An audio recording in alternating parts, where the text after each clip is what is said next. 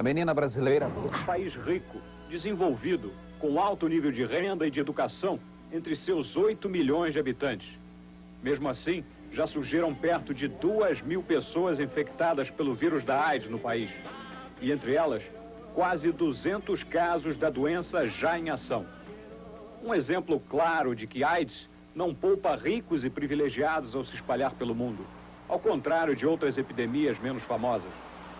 E para discutir AIDS, a Suécia reuniu esta semana em Estocolmo representantes de 150 países, inclusive o Brasil, num congresso internacional. Quase 7.000 delegados vieram a esta conferência em Estocolmo, entre médicos, pesquisadores, educadores e profissionais de saúde. Mais de 3.000 trabalhos foram apresentados aqui, abordando diversos aspectos do problema da AIDS em vários países do mundo. Não saiu daqui uma cura para a doença, mas também poucos esperavam isso. O que os cientistas aqui presentes indicam é que há progressos na área. O médico americano Robert Gallo, um dos descobridores do vírus da AIDS, nos diz que o ganho deste encontro foi ter permitido a discussão de tantos trabalhos sobre um só tema. Mas ele admite que não saíram daqui avanços radicais. O francês Luc Montagnier, que disputa com Gallo o crédito da descoberta original do vírus da AIDS, diz que o mosaico não está completo ainda na compreensão da doença. Novas peças foram colocadas no quadro durante este encontro, diz ele, mas a imagem ainda não está clara.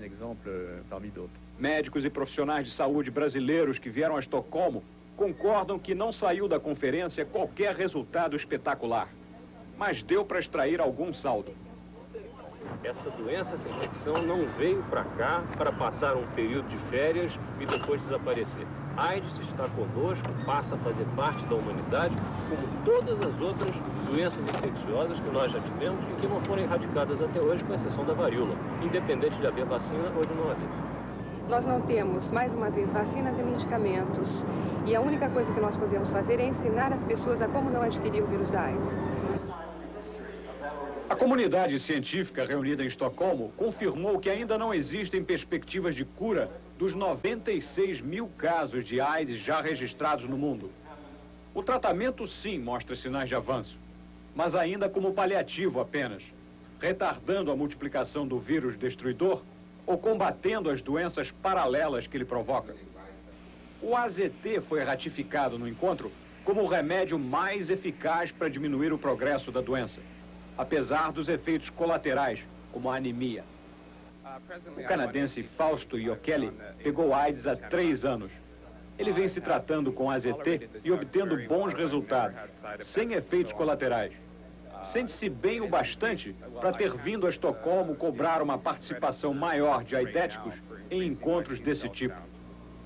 A conferência revelou exemplos de combinação do AZT com outras drogas para melhorar os resultados.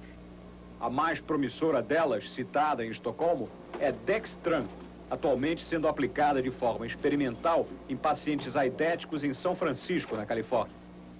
O médico que se ocupa de AIDS no Departamento de Saúde Pública de São Francisco diz que a experiência com Dextran na cidade dele ainda é preliminar para estabelecer conclusões, mas os testes em laboratório mostram bons resultados. Variações de outra droga, interferon, são usadas como terapia complementar em várias partes do mundo. Servem para reforçar o sistema imunológico, principal alvo da AIDS. A doença ataca justamente o mecanismo que o corpo humano tem para se defender de doenças em geral. Interferon ajuda a recuperá-lo em parte. Para combater pneumonia, tuberculose, tumores e outros problemas que afligem os pacientes de AIDS, os cientistas confirmaram em Estocolmo que o melhor caminho são os antibióticos, cada vez mais aperfeiçoados que saem dos laboratórios. A conclusão, portanto, do Congresso em relação à terapia, que o AZT ele mantém as suas indicações e que nenhuma outra droga, até esse momento, tem eficácia comprovada no tratamento da AIDS. Portanto, a utilização de qualquer outra droga no tratamento da AIDS, que não o AZT naquelas indicações, é um tratamento colocado a nível experimental, que não está dando nenhuma garantia ao paciente, pelo contrário, pode ser muito mais maléfico do que a própria doença. Organizações como a Cura, que dá apoio comunitário a aidéticos em Miami, vieram a Estocolmo com uma postura de oposição à comunidade científica tradicional. acusa médicos e pesquisadores de ignorar produtos fora dos laboratórios tradicionais e de se envolverem em intrigas políticas que só retardam a descoberta de uma cura para a AIDS.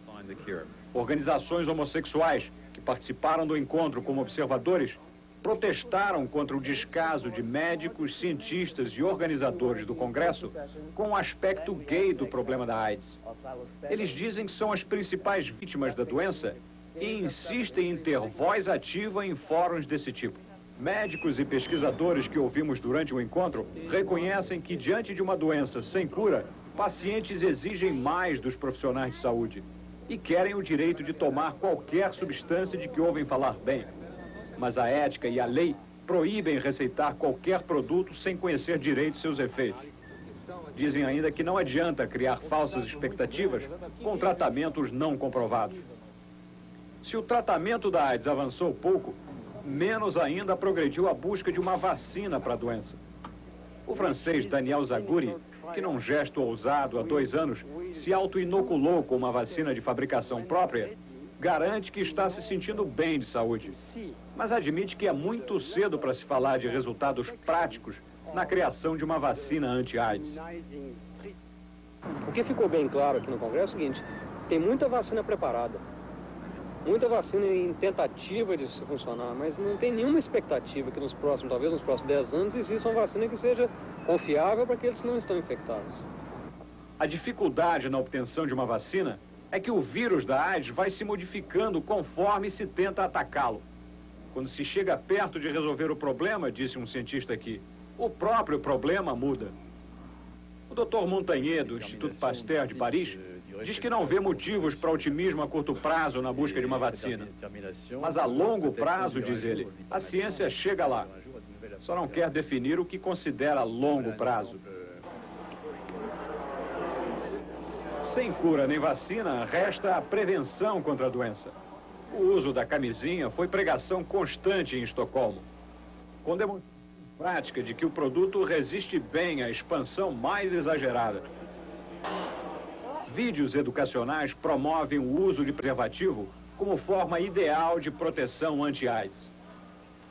E grupos organizados, como os homossexuais, insistem que é melhor praticar sexo com cuidado e segurança do que pegar AIDS e morrer. Os suecos abriram espaço até para viciados em drogas na conferência, como a organização holandesa Junkie. A entidade é legal na Holanda e o representante em Estocolmo diz que sua colaboração na luta anti-AIDS é evitar que o viciado injete drogas na veia. Super Bleach, ou Super Água Sanitária, se espalhou pelos salões da conferência com uma mensagem visual e pitoresca sobre drogas injetáveis. Que os viciados, pelo menos, desinfetem seringas e agulhas antes de passá-las a outras pessoas. A água sanitária mata o vírus da AIDS ao ar livre. Estatísticas trazidas ao encontro pela delegação brasileira mostram que o uso de drogas injetáveis é um dos fatores crescentes na incidência de AIDS no Brasil.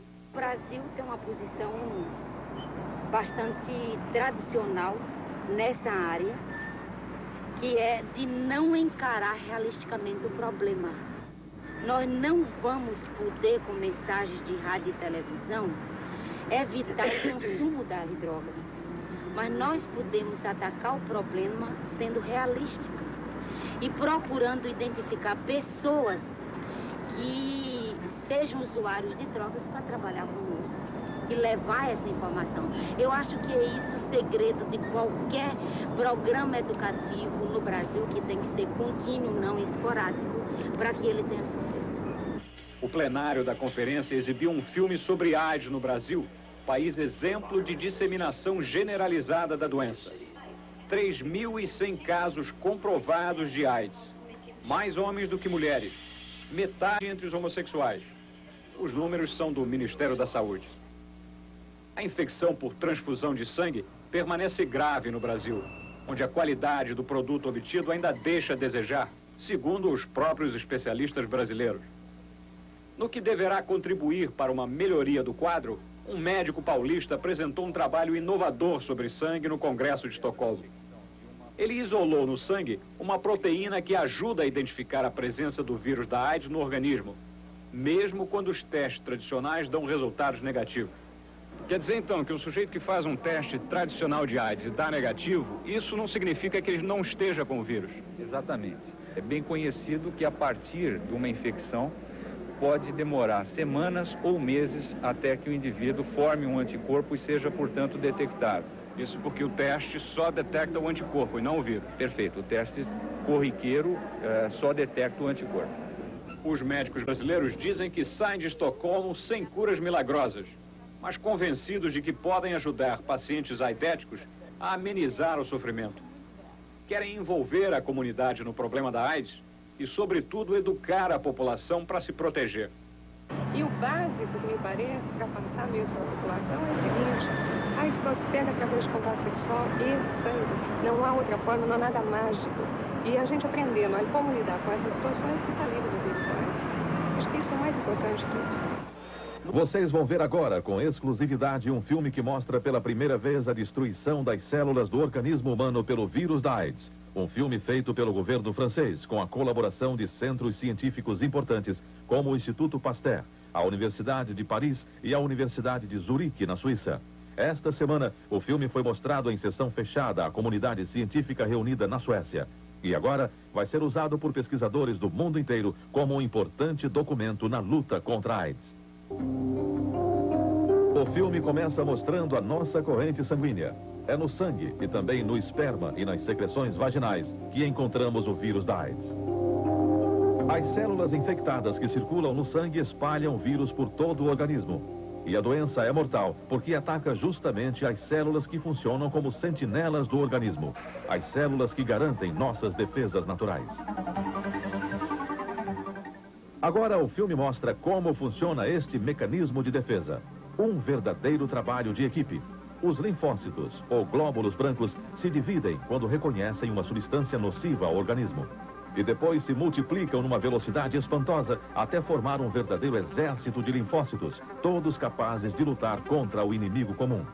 A menos que este exército encontre pela frente um inimigo mais poderoso, o vírus da AIDS. Aí está ele, numa foto feita com a ajuda do microscópio eletrônico.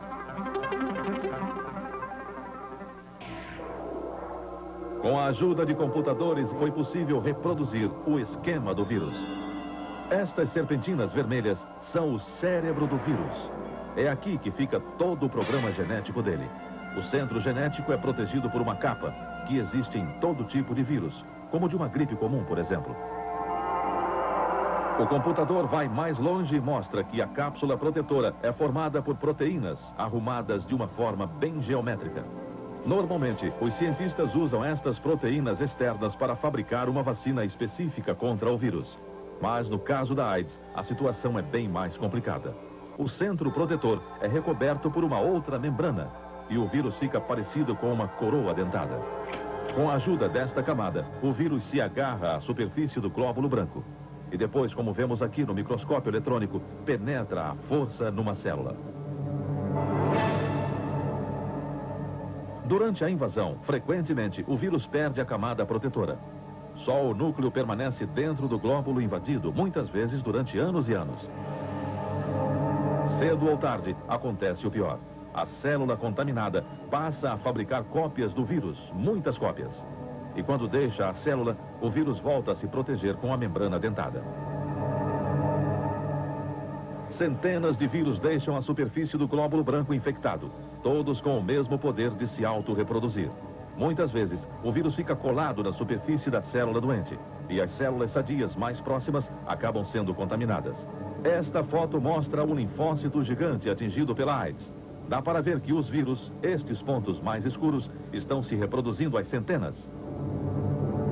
Agora, uma imagem impressionante, nunca vista até hoje. Um linfócito gigante cercado por células contaminadas. Pressionado, o linfócito gigante explode e espalha todo o seu conteúdo. O que está acontecendo aqui é uma verdadeira tragédia. Os linfócitos contaminados se juntam. O organismo perde sua defesa imunológica e fica completamente vulnerável à ação de germes comuns que normalmente seriam vencidos. Esta é a primeira vez que se pode ver a morte de um linfócito pela ação do vírus da AIDS. A mesma tragédia está acontecendo agora em pleno cérebro humano. Um glóbulo branco contaminado se aproxima de uma célula cerebral. Só pelo contato, a célula nervosa fica doente. E isso acaba descontrolando todo o mecanismo cerebral da pessoa. A esperança para conter a AIDS está nos anticorpos que existem no nosso organismo e que são representados aqui nesta imagem feita por computador. Em cada braço do anticorpo existe uma proteína especial que se ajusta perfeitamente à proteína que deve ser eliminada. É como se fosse a acoplagem de duas naves espaciais. Infelizmente, isto não acontece no caso da AIDS, porque poucos vírus circulam livremente no sangue. Eles ficam dentro dos glóbulos brancos que se chocam e se contaminam. Para vencer este inimigo minúsculo que se recusa a mostrar pontos vulneráveis, ainda temos um longo caminho pela frente. Mas a verdade é que os cientistas já conseguiram avanços importantes contra esta doença que até pouco tempo atrás nem tinha um nome. Atualmente, as pesquisas feitas no mundo inteiro caminham em 3 direções diferentes.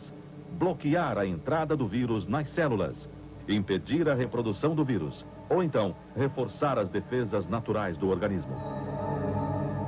Enquanto não se chega a um tratamento realmente eficaz, os cientistas advertem que eles não são os únicos responsáveis por esta luta contra a AIDS. Todos nós, dizem eles, devemos participar de uma forma ou de outra para impedir que a epidemia se alastre. Mas esses mesmos cientistas afirmam que uma coisa é certa.